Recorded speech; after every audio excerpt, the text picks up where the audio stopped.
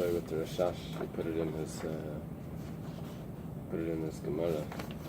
He didn't find it. So he learned that Masechta again. Okay, today we're going to start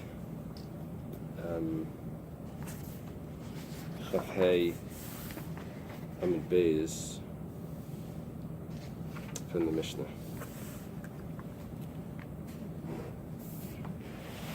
The first Mishnah. We get on Shabbos, we get about 45 minutes, so we don't finish usually. Hachayev b'shkedim hamarim poter b'mesukim. Hachayev b'mesukim poter b'marim. There's two types of almonds, or almonds. There's bitter ones and there's sweet ones. It's a big discussion in halacha, the brachas and all of that. The bitter almonds are eaten when they're young, and they're eaten with the shell, possibly only the shell. There's a green shell on it. The sweet almonds are eaten only when they're older, only when they're mature. So really, when they take it off the tree, the sweet almonds you would wait till it matures to take it off the tree, and the bitter ones you would take off premature. Okay, so what we're saying here is we're talking about meiser. When the bitter olives are chayav in meiser, which means when they're young, that age would be exempt by the sweet almonds, because you would never eat the sweet almonds young. You would wait till they mature. So you just said olives, but you meant the almonds. The what would be chayiv by sweet almonds, which are the mature ones, that would be exempt by the bitter ones, because the bitter ones you can't eat anymore at that age. Right? One gets sweeter, one gets more bitter.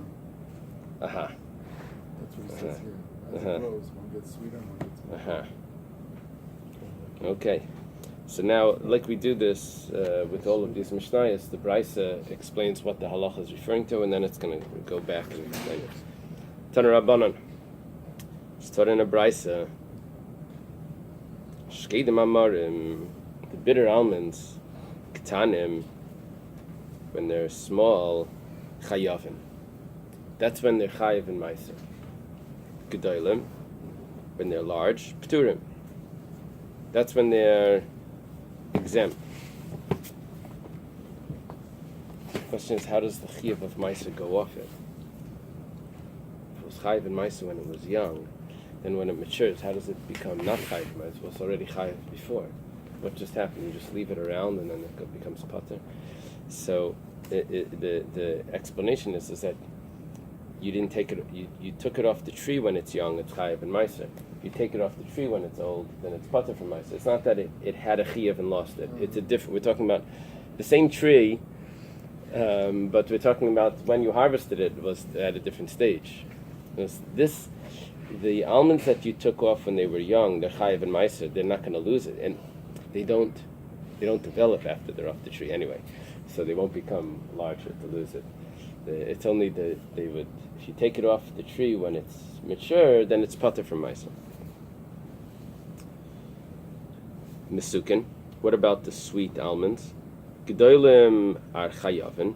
When they're large, they're chayav in meiser, because that's when it's eaten. And ketanim is pturim. When they're small, they're poter. Because you would wait for them to develop, because they get sweeter as they develop. Now, in the Mishnayos, I think it said that when are they actually chayav and meiser? When the fruit separates from the shell, and it becomes like it's placed inside its case. So that means like you can rattle it, like it's not attached. When it's very, very young, it's still attached. The fruit and the shell are attached, but as it develops, they separate, and that's when it would be considered that it's mature. Rabbi Shmuel bar Rabbi Yosi Omer, Mishum Avav. Rabbi Shmuel bar Rabbi Yosi says in the name of his father. Who's his father? Rabbi Yosi. Right? He used to ask us as kids, who's the father of Yeshua ben Nun? Okay, so Rabbi Shmuel bar Rabbi Yosi says in the name of his father, Zev zel lifter. This and this are exempt. Two interpretations here. Rashi's interpretation and Tosfos. Rashi's interpretation is that all the small almonds, whether it's bitter or sweet, are exempt. The sweet ones is obvious why it's exempt, because it's not mature yet. You don't take meiser off a fruit that's underdeveloped. And the bitter ones also, for some reason, even though it's only eaten small, but it's still not considered something that's chayiv in meiser. Va'amrila, and there are others that say zev zel chiyuv, that both these and these are obligated. Now Rashi explains this. The others that say that the large ones, whether it's sweet or whether it's bitter, if it's large, it's chayiv in meiser. Which means that even the bitter ones, when they're large, are chayiv in meiser. The sweet ones, of course, are chayiv in meiser, but even the bitter ones. That's interpretation according to Rashi. So again, this and this is always difficult, because when you use this pronoun without describing what you're talking about, so it could mean anything. So, but the interesting thing according to Rashi is he says that we have two opinions in what Rabbi Yishmael bar Rabbi Yosi said in the name of his father. One opinion is he said this and this is pater. The other opinion he says this and this is chayiv. But they're not arguing. Possibly. They're not arguing, possibly. Why? Because the one that said this and this is pater is referring to small almonds. The one that said this and this is chayiv is referring to the large almonds. So what his statement was is, we have two opinions what the statement was. What the din is, that could be that they're agreeing. Tosfos says that that's not how this is done. Amrila is not that they're agreeing. Tosfos says different. Tosfos says that we're not talking about this and this is small, whether it's sweet or bitter. Tosfos says that we're talking about only bitter almonds. Bitter means when they're mature, they're bitter. And this one says that they're pater, whether it's small or big. This one, this and this is small and big. And this one says that it's chayiv, is arguing. Small and big is chayiv. Now the one that says that it's pater is because the bitter almonds, they never develop into anything that's edible. You can eat them in the shell, or possibly you're eating only the shell when it's young, but you're not chayiv in meiser. The other opinion says that no, the bitter almonds you can eat them when they're young, and you're chayiv in meiser even when they're large. The Gemara's going to ask, what do you do when they're large if they're bitter? The Gemara's going to ask that. Amar Rabbi Law. Rabbi Law says, Hayru Rabbi Chanina b'tzipayri. Rabbi Chanina paskin in tzipayri. Now I keep thinking about the doctor, since you pointed that out. Every time I see Rabbi Chanina. Tamid echam marbim shalom ba'elam is like a doctor's advice, because Rabbi Chanina is a doctor. It diminishes stress. So Rabbi Chanina's paskin in tzipayri kedivri aimer zev zel lifter. That it's pater. The almonds are pater. It sounds very much like Tosfos is correct, because according to Rashi, this is not necessarily a machlekes.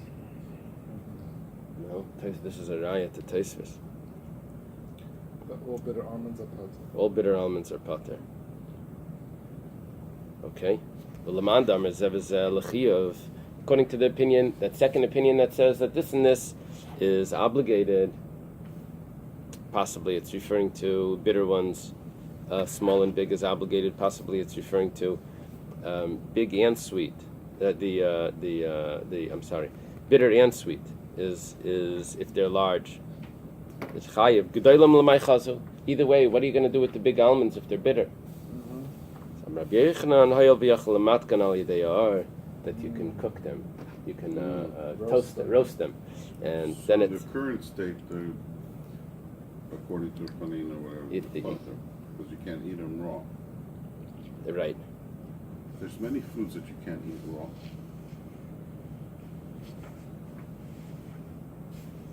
Yeah, I don't know if that's if it's only because you can't eat it raw. I think it's because it's not, even though you could fix it, but it's not something that's considered food enough to be chayiv and meiser. That must be the pshat. Is that the issue, that it's not food? I think so. Why, do you have another thought? No, I'm trying to understand the underlying issue here. Yeah, It's not food, it's not an issue. At first I thought it was derech akila. It just seems now it's not derech akila, it's just that it's not regular. I think. Right. Well, derech achila would have to do with the bracha probably, but what would make it chayiv and meiser is either it's finished, it's reached the stage. It needs to be achilas keva. That's what it needs. It needs to be something that's actually that's eaten substantially. Now, I saw in the Steinsaltz that there's actually cyanide in the Almonds contain Almonds contain cyanide. almonds. So I should have asked you. I just didn't have to look it up. But what does that If you do? eat too many almonds, you can get cyanide poisoning. Oh, I didn't know that. Really? Come in today, like regular almonds? If you eat too many. Uh-huh. Too many. Too many. What is it, what's the effects? What happens? You're dead. Oh. That's answer. Can you put a number to that? 15? Don't eat too many. I don't know. I'll never check. I just can't. boy. Because I never heard that was an issue. Like, no, it said don't eat too much. No, tell me. I assume that it's an amount that would be like an abnormal amount. Yeah. It's That's what I'm probably assuming. excessive, but I don't know. Right. Okay. Can you look up how many people died from cyanide poisoning Over in history. Yeah, So that's what happened to King so and so. But it's Okay. probably not the sweet almonds, maybe it's the other ones, the bitter almonds or something. That may be. Do you all have well, cyanide in it? that's Machlekes Rashi and Taisus. My mother's recipes, who died when she was 90, was a Holocaust survivor, told me the way they used to have cyanide capsules sold in their clothes. Oh. So, if they were caught by Nazis and about to whatever, they would take the pills. That was extracted from almonds? That's where I'm under the impression cyanide came from. Uh-huh. I mean, if I'm wrong, I'm going to Okay. find out from Google, the great rabbi. The Mishnah says, a new Mishnah. Rashi gives a little introduction here. He says, in the past, we've been talking about two different things, and we were contrasting them. Wow. Says that the bitter almonds, 8 to 32 almonds will give you a lethal dosage of cyanide. 8. Bitter almonds yield about 6.2 milligram of cyanide per almond. Whoa. And LD50 for cyanide is 50 milligram. Don't eat the bitter This ones. only applies to bitter wild almonds. Wow. I guess Not the ones regular we ones. buy in. I don't think So so. I I don't think it's the ones that we buy. Right, we No, don't I eat don't the think sweet so. ones. They It wouldn't says let it. Specifically, it only applies to bitter wild almonds. We have Very there's interesting. almond trees all over. Yeah, we Yeah. take You almonds. see we them, take the like beautiful that. leaves. Yeah, I think They turn red. It's a Oh, nice they're large gorgeous. trees, beautiful. Almonds are gorgeous. Well, you mean But they're on the floor. Israel? No, here all over Miami, there's it's almond trees. different. It's tropical It's not compared to the one I And in California. are those? I don't know. Are gotta those the look trees that up. with all those corpses lying around? Okay, sorry. Okay, so the next Mishnah says Hatemed. Wow. And Rashi says that even though that we've been discussing, contrasting two different things, now we're contrasting the thing itself, temet itself, in two stages of it. So we're not discussing two different Kombucha. aspects. We're discussing two stages in it. Fermented, So Hatemed, Temet is grape juice. there's two opinions here what temet is. Whatever, it's water that's mixed with some sort of residue of wine. According to Rashi, temet is put on the peels and pits of the grapes. It's water that's put on the peels or pits of grapes, and it's left to ferment. And according to Tosfos, it's talking about that it's put on the sediment of the wine. So they would filter the sediment out, and then they would take that sediment. That's what's called, the sediment, and the dregs, and then they would add water to it, and they would let it ferment a second time. So they would get another wine out of Stories it. about Shinto, they use med. Yeah, Is made med of is honey. honey. fermented honey. Remember, I tried. They told me, they used to make raisin wine. It's so simple. You just put raisins in a bottle and put water and put the cover on it, and in 3 days you have wine. So I did that. I put the raisins in. I put the thing. I was a teenager. We would have drank vanilla extract. Yeah. So, and after 3 days, I opened it up, and it like foamed up, and the whole bottle like emptied out. There was like nothing left in it. It was just like. So anyway, you can ferment this stuff. So, ad shalei hichmetz, before it ferments, eina nikach bekesef meiser. There's a rule that when you take your second meiser sheni, to Yerushalayim to spend it, you have money that you're going to spend. Because you grew the grain, you transfer the sanctity of the grain onto money. Then you go to Yerushalayim with that money and you spend it in Yerushalayim. There's a rule that money needs to be spent on food items that are produced from the ground. Peri gedulei karka, the Gemara says, but it can't be water. It can't be spent on water. So, if this temed didn't ferment yet, because it's water just mixed in with this dregs. So you can't buy this with meiser money because it may just be water. It didn't ferment. So what would happen if you went to the store and you bought it with meiser money? That meiser money that the storekeeper still has is still meiser. It wasn't transferred over to the food. Okay, so he would be left with meiser money, and you spent it incorrectly. And upaisel a mikveh, and it also will invalidate a mikveh, because a mikveh needs to be made with rainwater, and here you have drawn water. But there is a rule that if you put wine in the mikveh, it doesn't passel the mikveh. Now, once a mikveh is 40 sa, it's always kosher. The problem is if it wasn't 40 sa, and then you put in 3 lug of drawn water, it invalidates the mikveh. But if you put in 3 lug of wine, it doesn't invalidate the mikveh, and a little bit more rainwater will make it kosher. So the wine is like nothing in the water. It doesn't do anything. It doesn't add. It doesn't subtract. It doesn't. So then you're still able to complete it. So here I have temed that didn't ferment. So we're contrasting that. We're saying that at that time that it didn't ferment. First of all, you can't use it to. You can't buy purchase it with meiser money, and it also will invalidate the mikveh. However, misha hechmetz, when after it's fermented, nikach bekesef meiser, it could be bought with meiser money because now it's regular wine. Ve'ina paisel es a mikveh, and it's regular wine. It won't invalidate the mikveh. So we're contrasting it to itself at 2 stages of its fermentation, before it ferments and after. Next case, which the Gemara doesn't really discuss, the Gemara is going to spend all its time on the first case. Ha'achin, ha'shutvin. There's 2 versions to this Gemara. One is ha'achin, ha'shutvin, and one is ha'achin ve'ha'shutvin. Rashi learns achin, brothers that are partners. How are they partners? Well, their father left them an inheritance, and they didn't divide it up, so they're partners. But it is possible that they also divided it up, and then they combined their shares to be partners. So, kishachayavim bekalbain, every person needs to give a machzis a shekel, a half a shekel. When you brought the shekel to the temple, you had to pay an exchange, the exchange fee.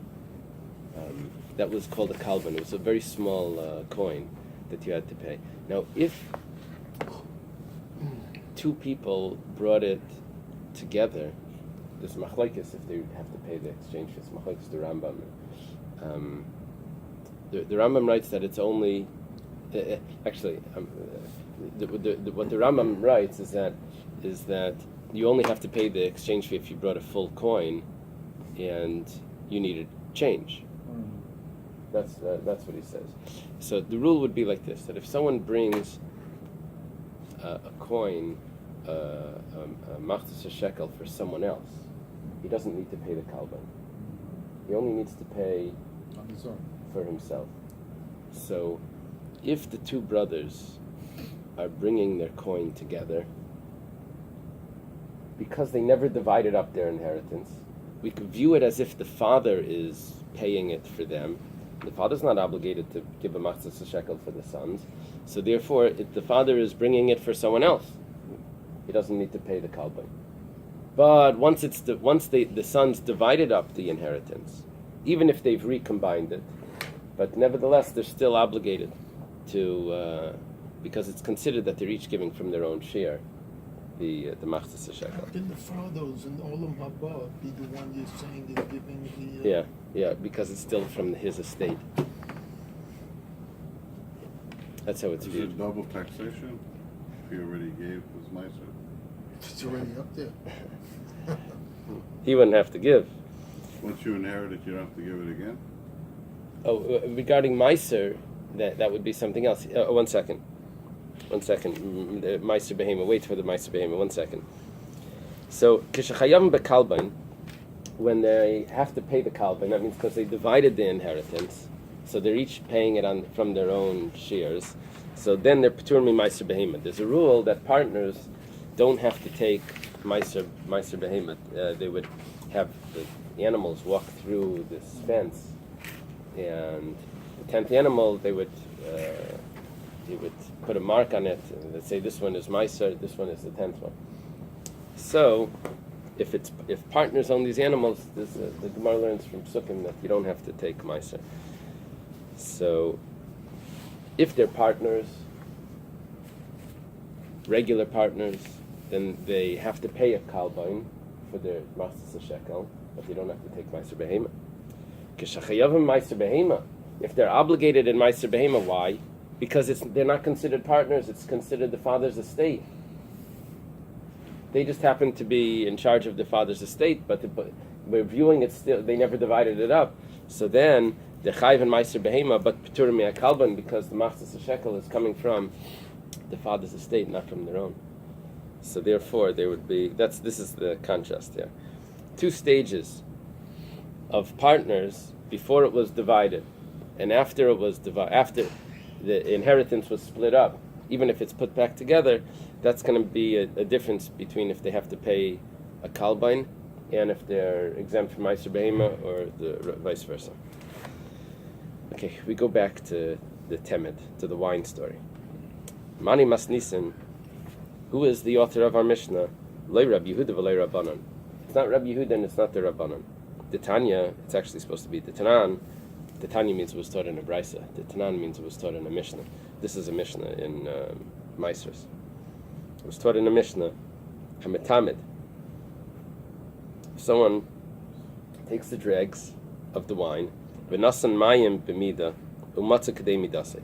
He puts in a certain amount of water, and when he comes back, after it's been soaking there, he sees that it's exactly the same amount of water. So there's no extra water that came out of the dregs. There's no extra wine, I should say, that came out of the dregs. It's exactly the same. So he's pater, because there was no increase here. It's just the original water. That's the opinion of the rabbis. For Rabbi Yehuda mechayev, Rabbi Yehuda says no. Rabbi Yehuda says no, he's chayev. According to Rabbi Yehuda, there's an assumption that some of the water may have gone into the dregs and some of the wine have come out of the dregs. So even though it looks like it's the same, but it's still considered wine. Now, the problem is, our Mishnah was discussing if it fermented. The Mishnah in Meisers doesn't discuss the fermentation at all.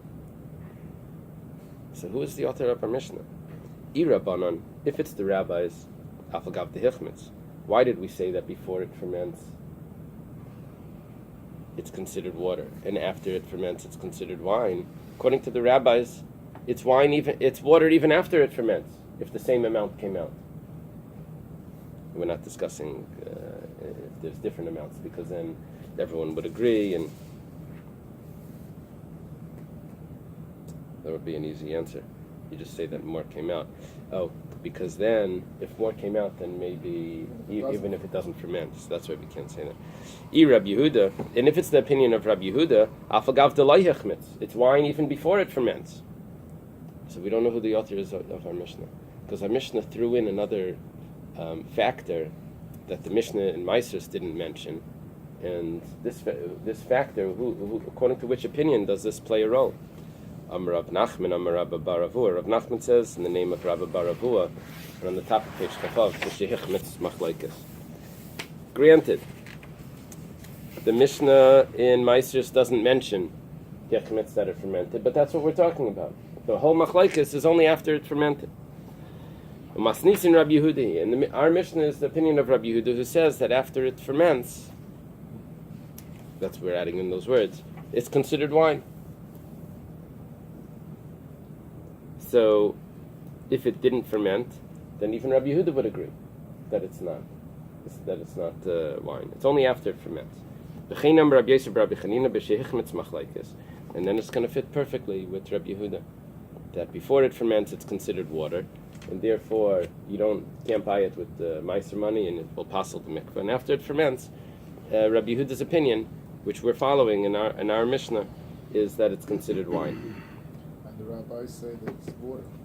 And the rabbis would say even after it ferments, it's considered water. So is the issue changing its texture or changing its amount? The amount is always there, but we're seeing that it's actual wine because it's. The amount doesn't matter if the amount increases. No, if it would increase, then we're assuming that it wouldn't matter the fermentation. It would still be considered food, and you would be able to buy it with meiser. It would be like grape juice or something. So here we're saying that it's water, but if it ferments, it becomes wine. It's fermented water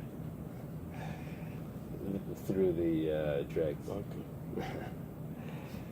Amar Rav Nachman, Amar Rabbi Baravua. Rav Nachman says in the name of Rabbi Baravua, here's the chiddush. Temed shalachu b'kesef meiser. Let's say you buy temed with meiser money, ula b'seif hichmetz. And at the end, after you've purchased it, it ferments. You bought it as water. So kana meiser. The meiser acquired it, which means that the person, the storekeeper that was selling you this water that hasn't fermented yet, his money that he receives from you is not considered meiser money anymore, because the meiser money was transferred over to the water that has now fermented, even though it was at a later stage. My time, what's the reason? Igloi milsalim afreya the peru. Retroactively, we look back, we see it must have been fruit juice. How did it ferment? If it was water, it couldn't have fermented. It must have been fruit juice. It didn't ferment yet. Now it's fermented. So the Gemara says, why are we saying in the Mishnah that if it fermented, then yes, the halachas change, and if it hasn't fermented, then it's you can't buy it with meiser. Dilma yishav ke'avi machmetz. How do you know? Maybe if you left it for longer, it would have fermented. Right? It has to absorb the fruit flavor, the sugars from the fruit, and then if you leave it, it ferments. So it must be, if it ferments afterwards, that it had absorbed the fruits. If that's enough, so then why in the Mishnah did we differentiate between if it fermented, if it didn't? If you would leave it longer, maybe it would have fermented, and then the halacha would be different. Amar Rabba, we're talking about kishashiyim and mikais v'lei hichmetz.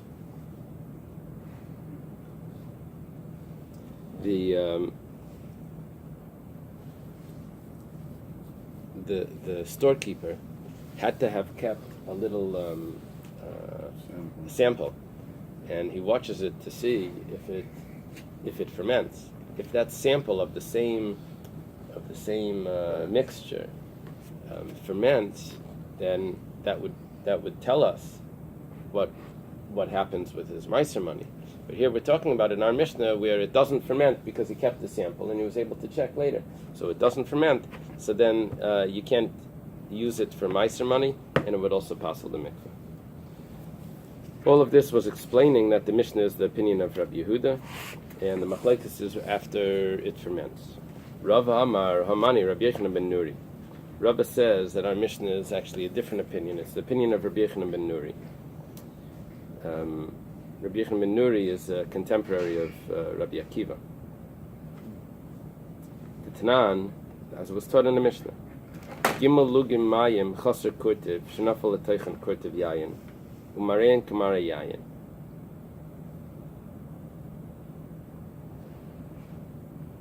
There's actually two versions to this Mishnah, which is very confusing. Isn't this what we said before the culture about Something like this. You say the last parak. This is in. Yeah, so, but I'm saying, but right. this, if you read Same it, idea. it's one of them in there. So if I have 3 lugim, according to the text that we have here, you have 3 lug of water that's missing a kurtiv. Kurtiv is, I think, 1/64th of a lug, a very small amount.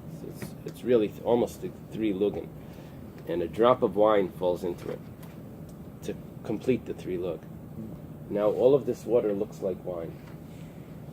It's nice dark red wine. V'naflu l'mikvah, and it falls into the mikvah. Lei paslua, the mikvah is not pasul, even though it's 3 lug. See, this is where it gets difficult to explain. That looks like wine. So But it looks like wine. What's difficult to explain is that why do we have to say that it was missing? It wasn't a full 3 lug, even if it was a full 3 lug. That's the problem with this. no, if it's full 3 look, even if it looks like wine, but you have 3 look of water, that passes the lick on its own. So it's not wine. It is wine, but the 3 look is not diluted. It's Oh. still 3 look. We're gonna see. It's not so pashut. Okay, that depends. That's the complication there, because there's 2 versions, and Rashi goes back and forth, sort of. Okay, whatever the case is, the mikveh is not pasul because of the wine. Gimel lugim mayim chaser kurtiv. Same scenario. You have 3 lugim of mayim that are missing just a little drop. Shenafal teichen kurtiv chalav, but a drop of milk fell into it.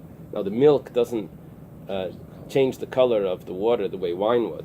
So umareim kamari mayim, and it appears to look like its appearance is water.